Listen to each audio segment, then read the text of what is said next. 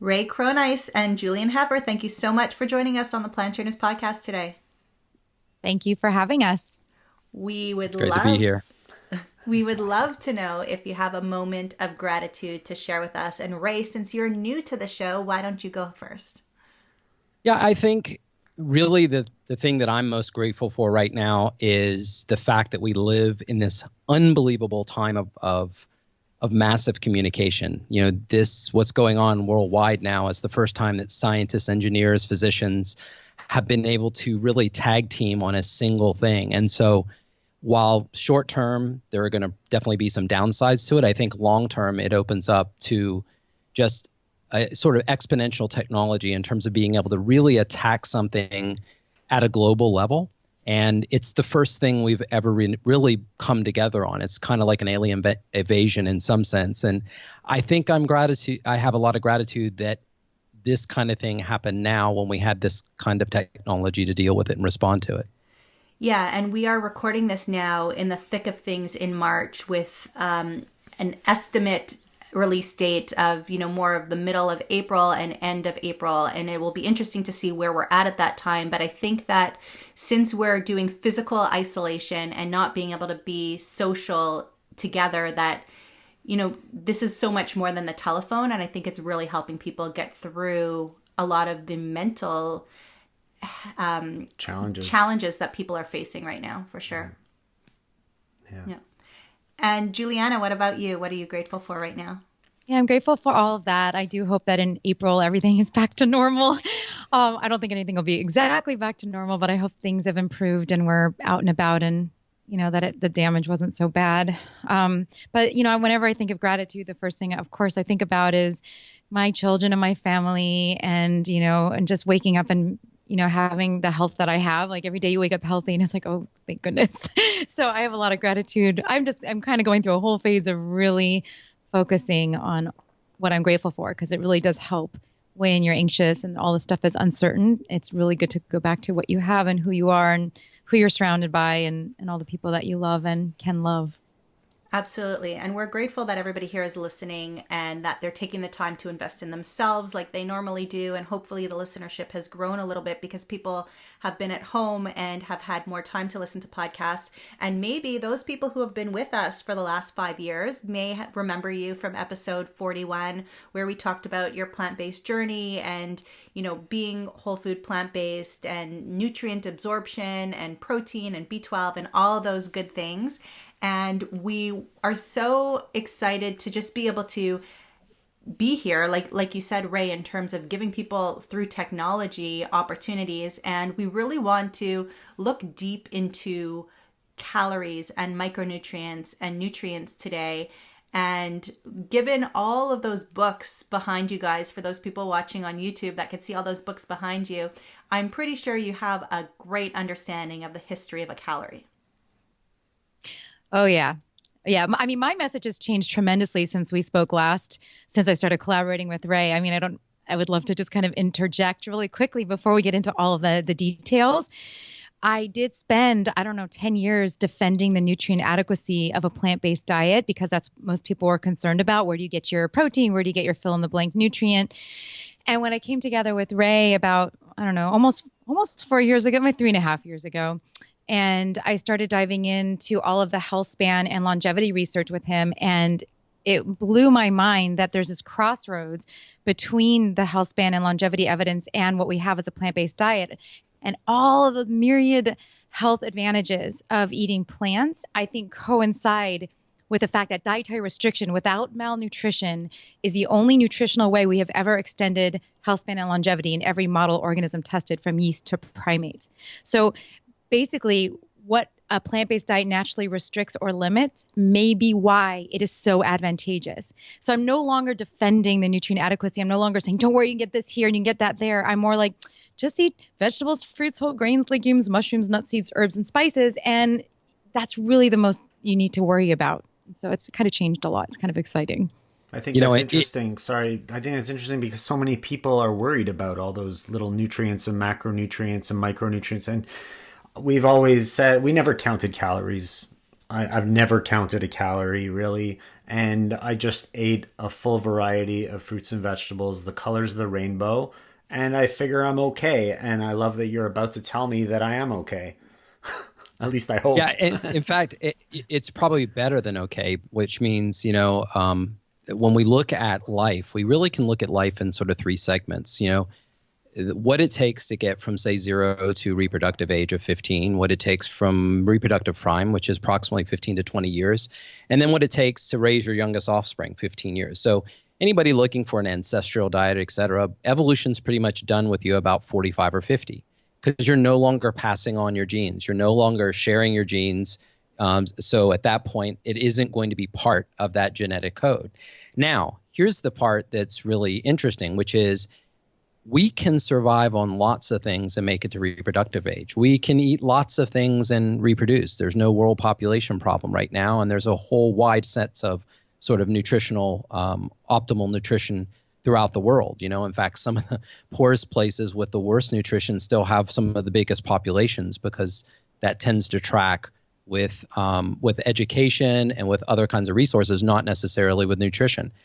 But the kinds of foods that we eat to maximize those healthful years after reproductive prime is over, it turns out that the only way we've extended life in the lab, and it works from yeast to primates, or extended health span if the organisms live longer. So, with a yeast that lives 3 days, it extends one level. But the only way we've ever done that is like what Julieanna said, is with dietary restriction without malnutrition. And why that's important is that while everybody else is obsessed with getting enough, one of the unintended consequences may be that people are setting themselves for dying early by getting too much. If you think about all of the major chronic diseases, diabetes, cardiovascular disease, autoimmune disease, many cancers, they're all diseases of excess. They're not diseases of deficiency. So this sets us up for the kind of new kind of thinking, where we're taking an entire science that's been going on for almost a century, certainly 80 years, and then we're really intersecting with the health benefits we've always seen on the plant-based side without explanation necessarily. It's one thing to explain it and say, well, I eliminated the animal products and my diabetes went away. It's another thing to say, well, why? Why? And it may not be all the extra nutrition. We're using that same dietary adequacy that Julieanna learned in school. So, it's interesting because I've never actually put the two together, although I've said them both independently. And, people will say all the time, well, where do you get your protein? And are you getting your iron? And are you getting your this or your that? And just to say in my head, and put that together in the same sentence, that those are not the things that I'm scared of. I'm scared of everybody else's diabetes and cardiovascular disease. We say all the time, nobody dies of protein deficiency, but really it is getting too much that is really the problem. And you can get too much within the plant-based world as well. So it's not eat all the spinach in the world, because you could still end up with health issues because you've eaten too much spinach. And one thing that I've recognized, and again, I don't want to get too much into what's going on in the world right now, I want to stay focused, on what we're talking about, but we have been eating a lot less being at home because we're not moving as much. And that has made me reflect also on the types of things that we're eating and making sure that we're getting what we need throughout the day, as opposed to getting an excess of things. Yeah, and it may be that moving has really nothing to do with it. In other words, the idea that we connect activity to calorie is a pretty sort of loose idea. I mean, my longest medically supervised water fast was 24 days, and I never ran out of energy. To ask the audience a question, how many Oreo cookies do you believe it takes to get to the top of the Westin in downtown Atlanta, 73 stories, 20 minutes climbing all of those flights of stairs? And spoiler alert, the answer is 3 1/8. So this idea that you are eating or swallowing to justify wiggling is really kind of backwards. What's really going on here is we got plenty of energy, as you guys well know. We can eat a lot more and not necessarily gain, but we won't necessarily lose. And this is something you saw as a change in what we're doing. Yeah, we have a lifestyle transformation company, and we take people through dramatic transformation into, eating plant-based and massive weight loss. Our client this week just passed 153 pounds of weight loss. And all of our clients, we take them away from exercise. Like there's no exercise during, we call it weight loss, WAIT, weight loss. And, and everyone has exactly predictable results. Everyone loses 0.6 to 0.8 pounds of body fat a day on average over the span of their whole program.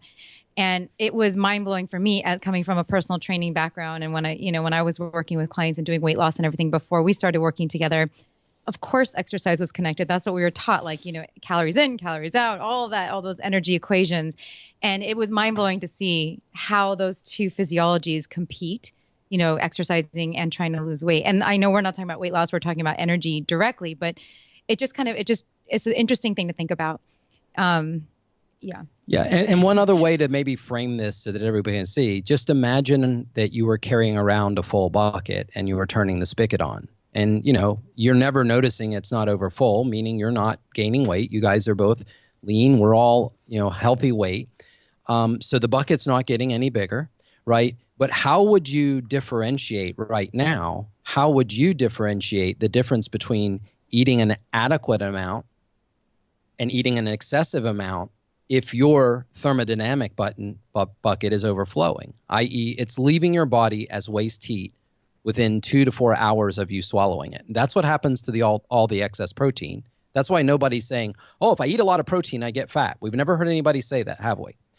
But we hear them say, I eat a lot of carbs, I get fat. But here's the truth. The truth is that in both of those cases, one step down in the TCA cycle, there's no difference between an amino acid and glucose. They're both metabolized the exactly same way, and neither one of them are turned into body fat. The fat that we eat is the fat that we wear.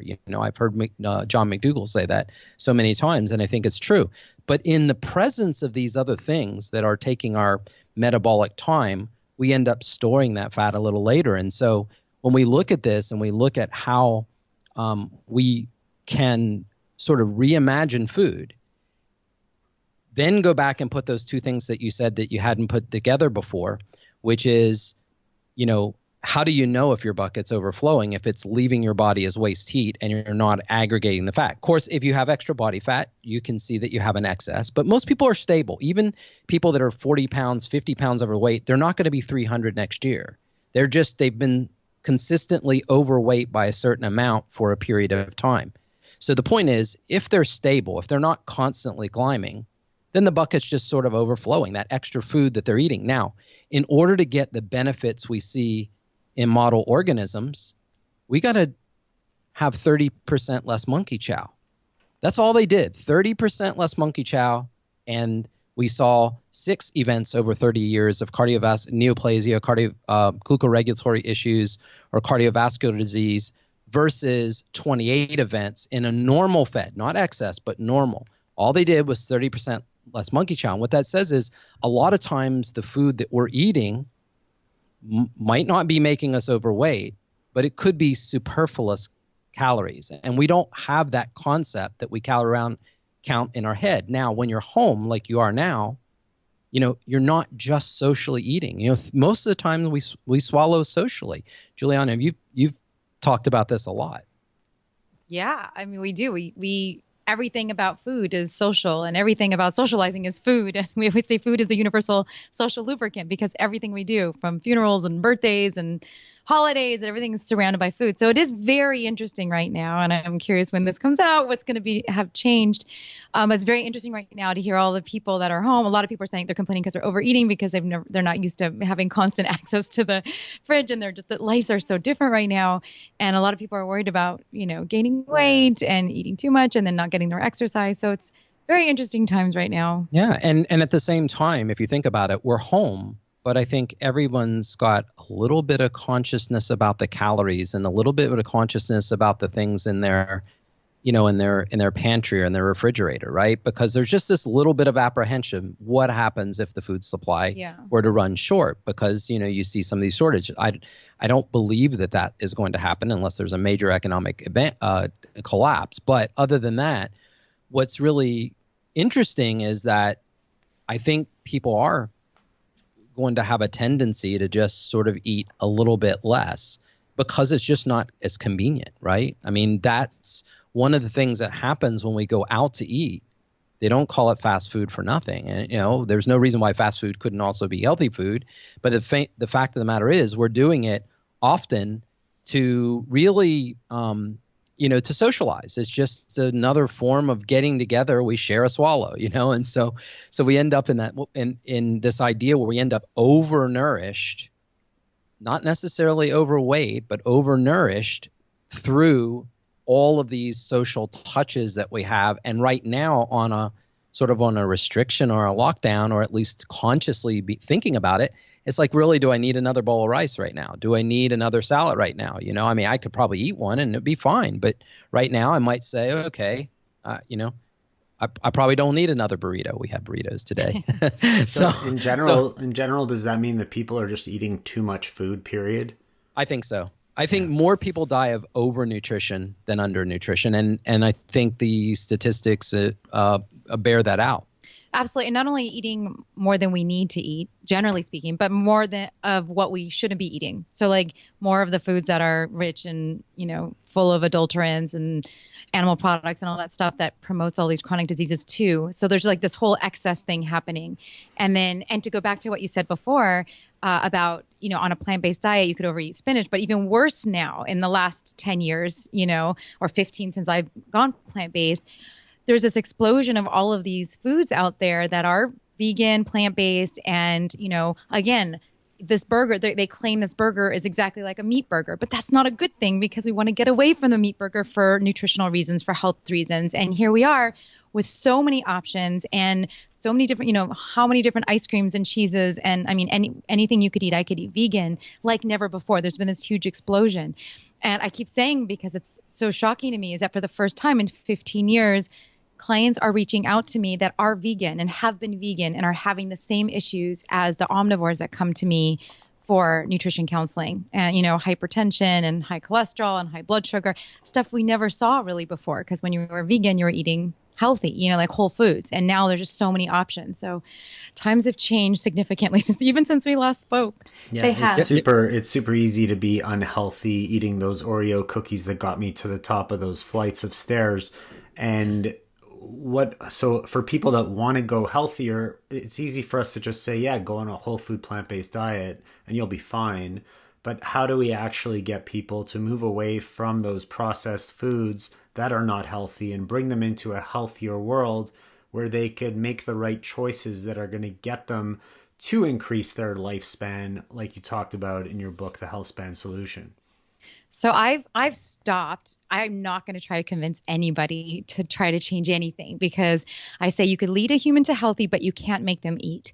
And food is so deeply, deeply personal and psychologically very, very significant in someone's life. And it has to come from within. And I think that we won't work with people until they are ready. We will never we try to turn everyone away. We will not work with you unless you really want to do this no matter what. Because if you don't want to do it, go do something. You could find someone that'll teach you to do whatever you want to do. You want to do keto, paleo. There's plenty of dietitians out there that will teach you how to do that.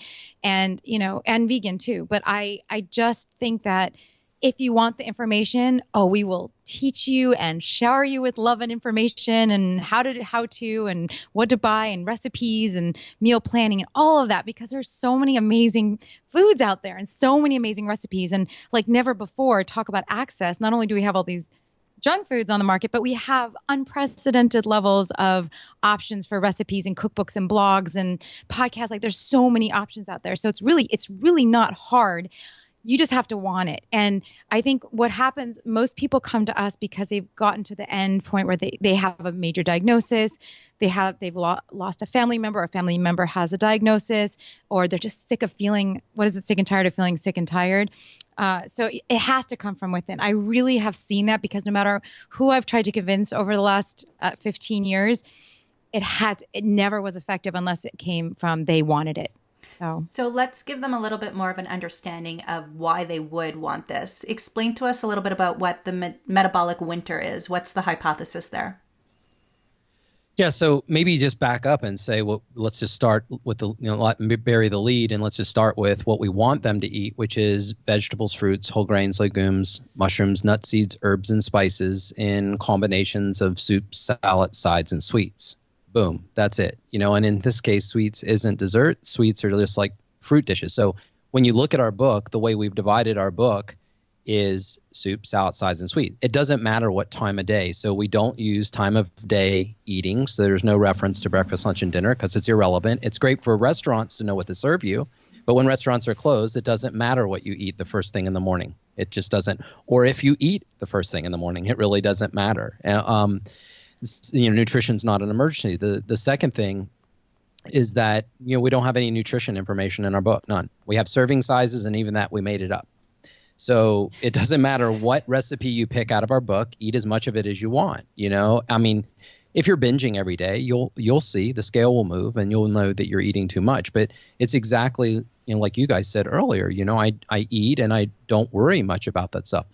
So we broke a lot of those rules. And then the idea behind breaking them is, a lot of people are walking around, when a magician uses a magic wand, it should come as no surprise that the wand does nothing. It's just a piece of wood. But it does have a purpose. And its purpose is if something just happens, which is impossible, and you don't have an explanation, your brain doesn't like registering it. But if he waves a wand, or if he sprinkles some dust, or he does something, your brain stops for just a second and says, wow, that was magic. It may be that the magic of nutrition, the magic of protein, carbs, and fat, the magic of this is having us focus on something that's really not that important in the day-to-day sense. I'm not saying that as scientists or dietitians that they don't have a real biological and scientific meaning. What I'm saying is it's mostly marketing the way it's being used and talked about and discussed. But when we take all those away, what we end up doing is focusing back, and this will be the sort of the segue to metabolic winter hypothesis. We sort of take back this idea of just trying to eat enough, but not that superfluous amount we want. And so the metabolic winter hypothesis is a paper I wrote with Andrew Bremer at NIH, and then David Sinclair, who's at Harvard. He has a really amazing book that just came out called Lifespan. And the idea behind it is that our bodies adapted in a world of scarcity. We talked earlier about evolutionary diets and what we may or may not have eaten. And contrary to all the sort of a carnivore advocates, et cetera, of course we ate meat in the past. There's no question we did. So anybody that says we're designed to eat plants, this is not right either. The point is we can eat anything for those little phases of life, where we're making it to reproductive prime or whatever. The fact that we can eat all kinds of things is what makes us so successful. And it's also what makes us be able to choose how to maximize those outer years, which we both believe is going to be plant-based. So it turns out that during times of abundance, we become more fecund or more reproductive. And reproduction surges. So if we go back to the time before refrigeration, transportation, all the modern HVAC, there were a lot of children born in February, March, April because the photo period peaked during the summer. That's when there was the most food available. And yes, it was because it floats up from the bottom up from plants and from photosynthesis all the way up through the food chain. And so there was more food available and we become more reproductive. And conversely, when food is scarce in the winter, our bodies go into a conservation mood. And so it turns out in a lot of organisms we've looked at in the lab, this idea of fecundity and longevity seem to be inversely related, meaning when we're the most fecund or the most reproductive, we live the least. And vice versa, during times of scarcity, it's like our body hunkers down like we're right now in society. We're in survival mode. Things become more efficient. We start really thinking about the stuff that we're preparing. We start really thinking about the trips we're making. We start really thinking about the content. And the other side of that scarcity is the idea that we actually kick in mechanisms, and they're specific genes, the sirtuin genes. We talk about this in the book, that actually make us live longer. And we can hopefully one day activate those with pharmacological interventions for radical life span extension. But for right now, the idea is that this time of mild cold stress and dietary restriction without malnutrition paradoxically makes things more healthy. And we think about it in the last, 0.9 inches of our 7 million year evolutionary mile. Refrigeration and transportation changed everything about our access to food and what we can eat. And the only species that are obese and chronically ill are us and the pets we keep warm and overfed. They get exactly the same doggy diabetes and feline leukemia, the exact disease that we get. And yet we don't see those, you don't see, fat dogs waddling around in nature. Feral dogs are typically lean because they don't have access, but they reproduce. Feral cats reproduce. Like, we know that this is not, it's that they're getting enough, but that when you look at your dog, if your dog or your cat is overweight, the only reason it's overweight is because you socialize with them with food. And they socialize with you back, but that's the only reason. And this is a really, Julieanna was the big pet owner here of us. I've always had pets, but she really has passion about dogs. But this was just a really new thought for you too. Yeah. I always thought it's always funny when you see somebody's pet and they look like the owner in body shape and size. I always found that very funny. Our hair, our style. I mean, it's really fun how we gravitate towards that. Yep. Right. And so we socialize with food. And so if you think about this and you don't look at it negatively and you say, okay, this happens, when they say, well, diabetes runs in family, so do recipes. So do favorite foods. And habits, right? Do you think that if we wouldn't have had refrigeration or we wouldn't have access to groceries the way that we do in this day and age, we wouldn't be facing the overpopulation problem that we're having on the planet right now? Overpopulation is a completely different subject, and I don't think we have an overpopulation problem. In fact, if you look at we have an overeating problem. We have an overeating problem, but I don't think we have an overpopulation problem. In fact, what you've seen consistently is when education and access to affordable energy, et cetera, gets to a level, birth rates go down naturally. Right now, the United States is not on track to replacement birth rates, right? So we see this in modern society, and they're really good. Our podcast we just released when this show came out is with a very good close friend of mine, a business partner of mine, Peter Diamandis, has an amazing book called The Future is Faster Than You Think. In fact, it's part of a trilogy. The first one is Abundance, the other one's Bold, and this one's The Future is Faster Than You Think. And it really turns out, though, we're suffering. This is the first time in human history that the number of overnourished outnumber the undernourished, and that's as of 2011, according to World Health Organization. Not only that, poverty is obesity is a symptom of poverty.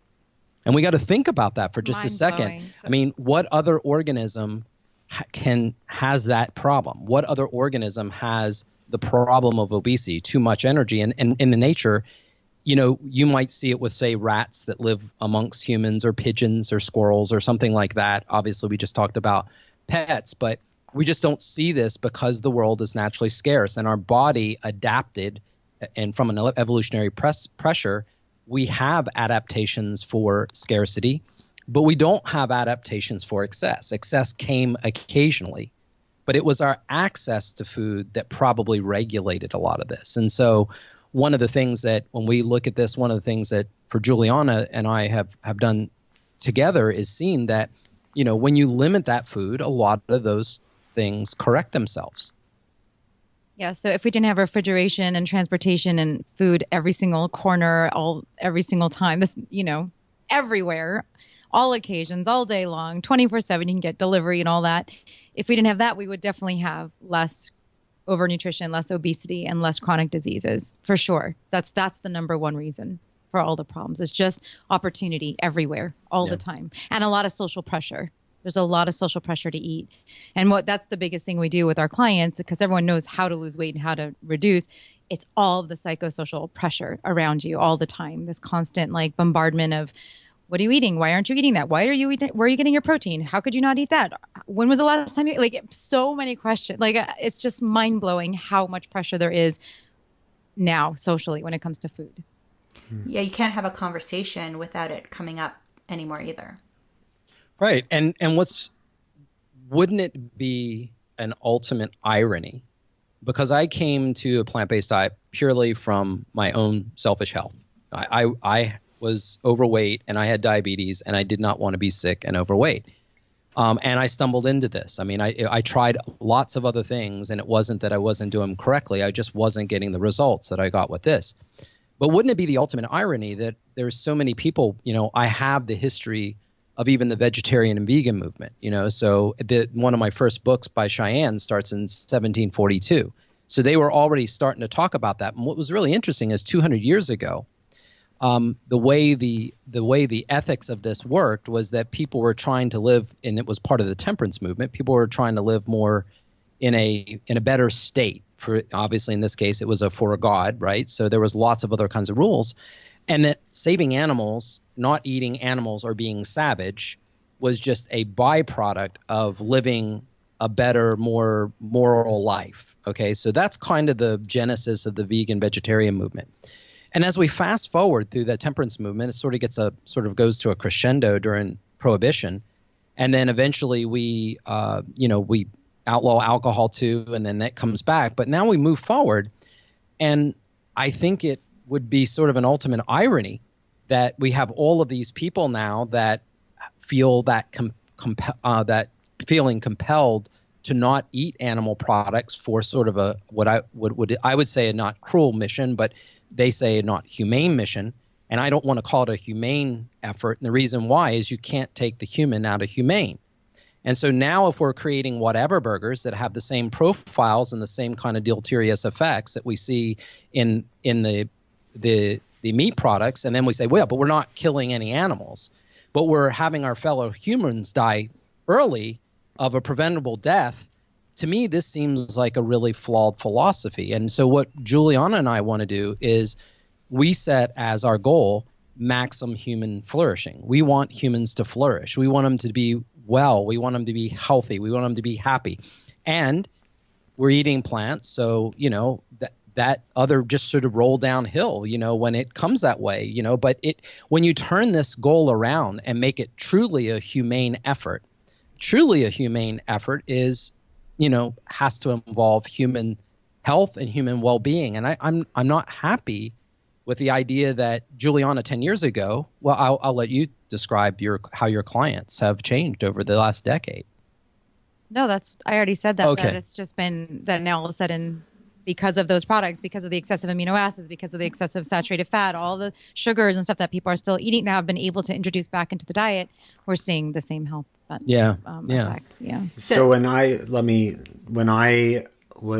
before I turned 40, I was told I wouldn't be seeing the age of 40. I was told I'd be gone because of my personal health situation. And I made it a point to change my lifestyle because I wanted to be around to watch my kids grow up, to be with my wife and live a long life. I wanted to lengthen my lifespan, and I found a whole food plant-based diet, and that helped me get to where I am now. And for people listening that want to learn how to lengthen their lifespan, what kind of foods should they be eating? Is it just eat fruits and vegetables and you're good? Or are there specific foods that we should be looking at incorporating into our lifestyle? Yeah, that's a good question. And I mean, we love to have our list. Our list is, and there's a reason for this list, so I'm going to say it one more time. So we want you to eat a wide variety of vegetables, fruits, whole grains, legumes, mushrooms, nuts, seeds, herbs, and spices. And then we've added in tasty combinations of soups, salads, sides, and sweets. Because think about it, okay? First of all, we'll talk about 6 daily threes too, but you could have anything made out of those things. There's so many combinations you could put together. We had burritos today. You can make all sorts of different pizzas and soup, tons of different soups, stews, chilies, bisques, chowders. There's like no limit to what you can make with those ingredients, just no limit. And then you could add all of the different flavor profiles from around the world. We have recipes that are Indian flavored, like spices and herbs. And we have lots of stuff from Thailand. We spent a lot of time teaching in Thailand the last couple years. We have like dishes from around the world. So you can incorporate all those different spice blends and herb blends and just the way you combine those foods. And there's no limit to what you can eat. So it's not that I like for people to not go, oh, I can't have this, I can't have that. Like what, 5 ingredients, poultry, fish, meat, eggs, and dairy. I mean, there's a whole world beyond that. And what happens when you go plant-based is you have to shift your thinking to, what else can I eat? Like you have to change how you look at the plate. And I think that's a good thing because it kind of pushes us outside of our comfort zone. I had to teach myself how to cook, and there was no blogs and websites that much back then. I don't even know if there were blogs back then. I guess they were just starting back then.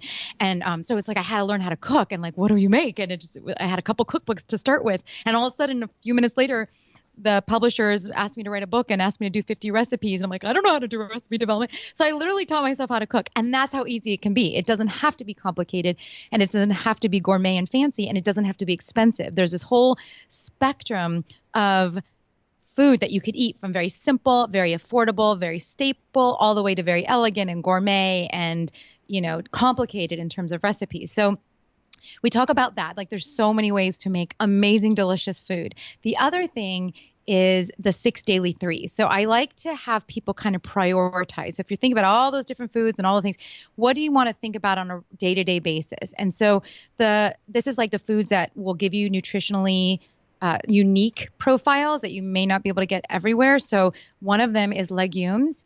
So beans, lentils, peas. I would say hummus should be a food group. Tofu and tempeh, soy foods also count in that category. So we recommend having, about 1 to 1.5 cups a day of legumes. And then cruciferous vegetables and leafy green vegetables, the minimum is 3 servings. It's 6 daily threes, so 3 servings of all of these. And if you go to our website, healthspansolution.com, we have a whole post just on 6 daily threes, so you could have a visual of it. So leafy greens, cruciferous, all the, broccoli and cauliflower and bok choy and cabbage, all those things that have unique phytonutrient profiles that, you just want to flood your system with for optimal health. And the third one would be other colored vegetables, like the oranges and reds and yellows. And like you want to eat, like you said, eat the rainbow every day, eat a couple rainbows every day. I love to say that to my child clients, my teenage clients, because it's something and actually adults, like it's very visceral, right? You know what that means, like look for the different colors. And then the other one would be fruits, 3 servings of fruits a day, try to mix it up and get different colors. And the last one is nuts and seeds, because there are certain nutrients in nuts and seeds that are unique, like L-arginine. And there's just certain things that you want to make sure that you're getting about 1 to 2 ounces a day. So it's like a handful, not much. So we turn those into dressings and sauces and put them on salads and other foods. Like we just use them for sauces, and it's a great way to get them in every day. And that's it. And the 6 of the 6 daily threes is to movement throughout the day. But those are the things to prioritize. And then other than that, like whole grains, those are amazing and they're healthy and they're culinarily, they add so much diversity and satiety to the menu. So fill up your diet with other stuff after that. But I think that if you prioritize those food groups, you'll get everything you need. And then, of course, we talk about the notable nutrients like B12 and stuff like that. But those are the key foods that I like for people to focus Can you on. go through that list? Let's just hit the list real quick of the vitamins. The notable nutrients, vitamins B12, K2, D, and then iodine and zinc. And then we also talk about the long-chain omega-3 fatty acids, EPA and DHA, because if you're not eating fish, which most people aren't eating fish anyway, then that may be a nutrient of concern as well. So you're recommending that people supplement with that as opposed to get what they can through their food? That no matter Definitely what they're supplementing? Definitely get what you can from your food, but it will be impossible to get B12 from your food, right. An adequate, reliable source. D, we're supposed to get from the sun anyway. K2, you can only get if you're eating natto, and that's a whole long thing too. But that you can supplement with K2 as well. It seems like we likely need to. And then iodine, because people are not consuming iodized salt. Or they're using all these fancy salts or avoiding it altogether. So that has become an issue again that kind of has a resurgence of iodine concerns. So what about from nori? So sea vegetables are definitely an option. They're not as, you can't calculate, it's not as reliable and predictable as you would get from like a supplement. So if you eat that every day and you could actually see the measurement on the package, it's probably okay. But it depends. And a lot of people don't like sea vegetables, and a lot of sea vegetables are not necessarily the same in each package. You don't know exactly what you're getting. And some of them are too high. Like there's like hijiki can be too high. And what's the other one that has the arsenic in it? I guess it's hijiki. I was going to say, you want it to be a reliable source, or it's going to be stuck with heavy metals and all kinds of other pollutants. Yeah. Exactly. Yeah. And this is the problem with people doing things like, doing, what is the C? What? That everybody does, the supplement. Oh, spirulina? No, it's a S, spirulina. So any of the blue-green algaes. And the problem with this idea, that one really big fallacy I think we have is that this fallacy of natural, natural is better versus man-made. This is a really bad problem, and it seems to go hand in hand with this community, which is this idea that I'm going to naturally put all this together. So I'll give you an example that everybody will agree with, which is, my carnivore friend says, the reason why you should be eating meat is you can't get B12. And the answer to that is, what's your point, right? That should be everyone's answer. And if any vegan or vegetarian would answer that with me and say, what's your point? Because I can take B12, I can supplement B12, I can fortify with B12, then just apply the same thing to natural versus man-made all the way around. That doesn't mean that there aren't some man-made things that can be an issue. But by and large, we've made food quality man-made or not natural. We've made food quality much better. It's much easier to survive on a modern potato than one that was probably around, 100,000 years ago, right? A tuber of that time. So this idea of once that goes aside, then when we start talking about these supplements, there's a really small list of things that we should do. And the reason why B12, Julieanna and I always want to push on B12 is that everyone over 60 should be doing it. I'm 55, so I'm getting up to that age where, by about 40 or so, you start, going down in terms of your ability to absorb, et cetera. And that's an intrinsic factor. It's not amount of whether it's even in your diet or not in the normal amounts. It's a fact that you're just not getting as much. And B12 has an interesting logarithmic curve. The more you eat, you don't just absorb it all. You actually get less and less and less of it. So the idea of being able to supplement with it, regardless of your diet. So our paper that we wrote together in the Journal of Geriatric Cardiology was dealing specifically with geriatric concerns and B12 is an issue across the board. We've even had a client once before that had been a vegetarian and just refused to supplement, and started with the tingling in the face. And Julieanna immediately said, what's going on? Are you taking your B12? Well, I don't like to take pills. And it turned out we caught it in time because it could to go get an injection. Yeah, she got lucky because here's the thing: if you're vegan, there's 50% of vegans are deficient in B12 because they think, oh, I'm getting it from my food. I'm getting it from my nutritional yeast.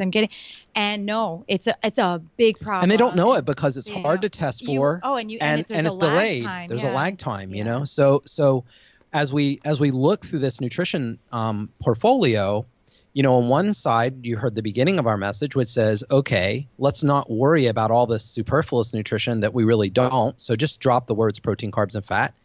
And let's actually spend just a bit on that.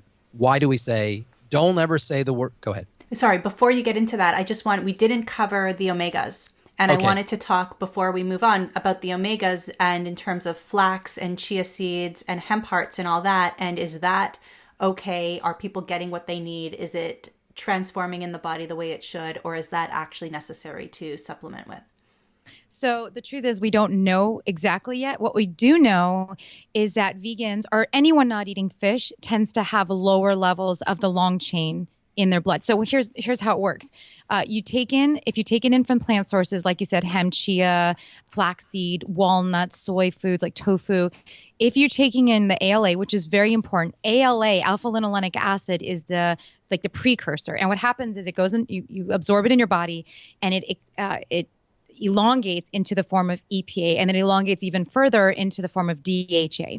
So what happens is it turns out we're not converting it all the way. And like when you're eating fish, the fish had already converted into those longer chain. And that's why you're getting it when you eat the fish directly. But when you're not eating the fish and you're just taking it from ALA, we don't convert as much. Does that matter? That's what we don't know yet. So if it matters, and I don't know if it's going to end up mattering, because a lot of things that are associated with those fatty acids and health would be like Alzheimer's, cardiovascular disease, and a plant-based diet does offer, a decreased risk for cardiovascular disease and likely for Alzheimer's as well. So is it an issue? We don't really know. So, but there are microalgae formulas of EPA and DHA and more every day. Like we used to have this one formula we recommended, and now there's like so many that we're just kind of testing different ones. I don't think it could hurt. I think it's good to have both the ALA sources. Those foods are really incredibly healthy anyway, the flax, chia, hemp, walnuts, and all that. And then we take omega-3 long chain microalgae formula. We have our clients take it too, because the evidence seems to support supplementing it. Perfect. Good. All right. So now let's get back. What were we going to talk about? We were going to talk about protein, macro.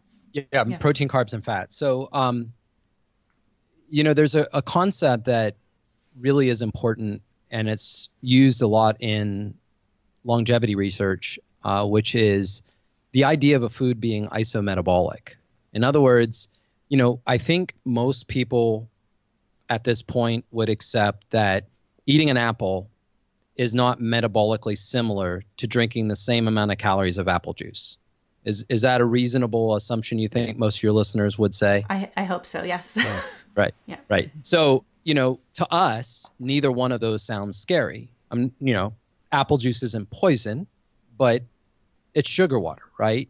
Maybe it has some, vitamins in there and nutrients in there, but trace micronutrients, but they're not metabolically similar. And using that same concept and taking it to the same level, when we talk about protein. Well, our body doesn't take in foreign proteins, plural. And I say that because every cell in our body has tens of thousands of proteins, plural, in them. And we synthesize them in our ribosomes. Our DNA are blueprints for proteins, plural. And of course, plants have the same amino acids they use. And in fact, all of the essential amino acids, those 9 that we must get from diet because we don't synthesize them in our own body, no animal synthesizes them. So animals concentrate that nutrition. They don't create it. Every whole plant food has every amino acid. And I know somebody just said drop the mic because they have been led to believe that plants are deficient or don't have at all these other amino acids, essential amino acids, because, and then we're talking about things like methionine and leucine and isoleucine, valine. And the reason why they believe that is because they're more concentrated in our tissue and in animal tissues. But it turns out that those are exactly the amino acids we restrict with longevity in organisms and longevity research for them to live longer. So now if we think about when someone is eating a more concentrated food, which is why maybe you can beat your chest and put on your 5-toed shoes and do 800 push-ups. Maybe you can do that. Maybe that's a sign of being fecund. Maybe that's a sign of doing it. But you might also be, burning fast and fizzling out just as fast, meaning living fast and dying young. So in other words, it's a trade-off. Imagine it as a trade-off. And so, when we're eating 2 different protein sources, those 2 different protein sources, one animal sourced and one plant sourced, yes, the plant is naturally restricted in these amino acids. Well, if you don't know the amino acid profile of the food, then the word protein doesn't mean anything, because the excess amino acids that you can't use, your body just liberates them as waste heat within 2 to 4 hours. It doesn't store them as fat. We talked about that earlier. So then we get to carbohydrates. Well, cotton's a carbohydrate. The books in these paper are carbohydrates, the chitin of crab shells are carbohydrates. And I don't think anybody believes that is going to be metabolically similar to, for example, a sugar cube or starch in a potato or the sugar in a fruit. They're not metabolically similar. And to take that concept just a step further, imagine Julieanna and I, as scientists and dietitians, design a clinical trial and we match calorie per calorie, the protein, carbs, and fat in some fortified sugar sweetened, cereal, right? With, we'll just even use plant milk on it, or maybe we'll use animal milk. Let's just use that to make it even worse, versus a lentil stew. Now, does anyone really believe, even though it has exactly the same amount of protein, carbs, and fat, that those are going to be metabolically similar when you eat them? The idea that we're going to make a liquid perfect diet that we're just going to suck on and drink. Yes, we could survive on it for a while, but we probably won't thrive on it. And so, we get to fats and we have the same thing. We all seem to still understand, butter's not back and saturated fats do matter, regardless of what the trends are saying right now. Ansel Keys' work, he wasn't a conspiracy theorist and, he wasn't bought off by the Sugar Commission or whatever. And in fact, Ansel Keys wasn't even a vegetarian or vegan either, and I think right here I have his books here somewhere. But the fact of the matter is that eating different kinds of fat. We were just talking about DHA EPAs as those lipids. We were talking about which are fatty, the shorter fatty acids relative to the other lipids. And then we look at the chain length. We look at the saturation. There are all these things that say that those fats aren't equivalent. So if fats aren't equivalent and carbohydrates aren't equivalent and proteins are equivalent, why are you putting them all in a bucket and trying to decide what you're eating and using them to track everything? And what's really amazing, back to your experience of your post-40 living, when you stop worrying about that, nothing happens. Like, I didn't know about it. Humans didn't know about it for the first 200,000 or so years. We just discovered them in the last, century or so, actually 1834, if you really want to go to the exact date of when protein, carbs, and fat were used to describe a food. It's right up there on a shelf in a book, in a book. And the fact is that, yes, it has some meaning, but it doesn't mean what people think it means. And so our argument is, if you use our food triangle, and what we've done in the food triangle, and let me try to do this, even though because it will help. And then let me see if this works. Can you guys see that good enough? So we can see it, and anybody on YouTube can see it. Right. So talk about the two different. You want to talk about the diet sides? No, we use the food triangle as a mnemonic to use in terms of food and with respect to energy, instead of using protein, carbs, and fat, which we refer to as macro confusion. It's much simpler to just look at food and food groups as, and so on the right side of the triangle is a plant-based diet. And so if you look at it, if you look up the food triangle, we have it in our papers online. We could send you some links to look at it and have a visual of it.